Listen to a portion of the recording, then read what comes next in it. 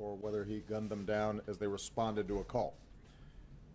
Regardless of motive, the death of these three brave officers underscores the danger that police across the country confront every single day.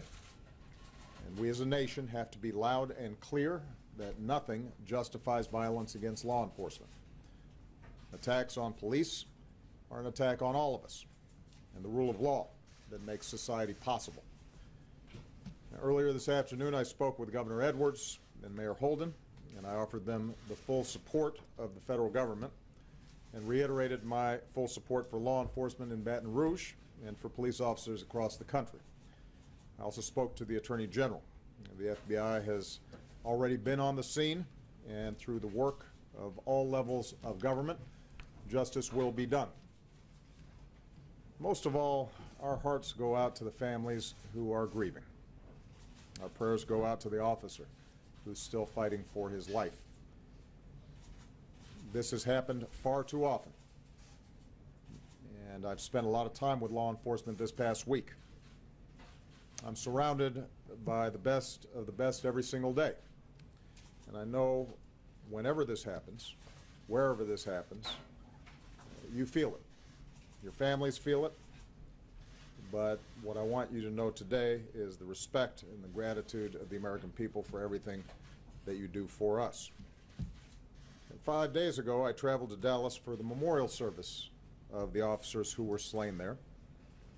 I said that that killer would not be the last person who tries to make us turn on each other, nor will today's killer. It remains up to us to make sure that they fail. That decision is all of ours. The decision to make sure that our best selves are reflected across America, not our worst, that's up to us. We have our divisions, and they are not new.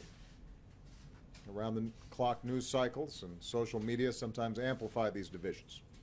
And I know we're about to enter a couple of weeks of conventions where our political rhetoric tends to be more overheated than usual. And that is why it is so important that everyone, regardless of race or political party or profession, regardless of what organizations you are a part of, everyone right now focus on words and actions that can unite this country rather than divide it further. We don't need inflammatory rhetoric. We don't need careless accusations thrown around to score political points or to advance an agenda. We need to temper our words and open our hearts, all of us. We need what we saw in Dallas this week, as a community came together to restore order and deepen unity and understanding. We need the kind of efforts we saw this week in meetings between community leaders and police, some of which I participated in, where I saw people of goodwill pledge to work together to reduce violence throughout all of our communities. That's what's needed right now. And it is up to all of us to make sure we are part of the solution and not part of the problem. You know, someone once wrote, "A bullet need happen only once, but for peace to work, we need to be reminded of its existence again and again and again." My fellow Americans, only we can prove through words and through deeds that we will not be divided, and we're going to have to keep on doing it again and again and again. That's how this country gets united.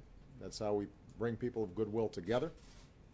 Only we can prove that we have the grace and the character and the common humanity to end this kind of senseless violence, to reduce fear and mistrust within the American family, to set an example for our children.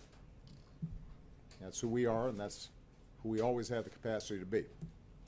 And that's the best way for us to honor the sacrifice of the brave police officers who were taken from us this morning. May God bless them and their families. May God bless the United States of America. Thank you very much. Keep a message for the protesters at the convention.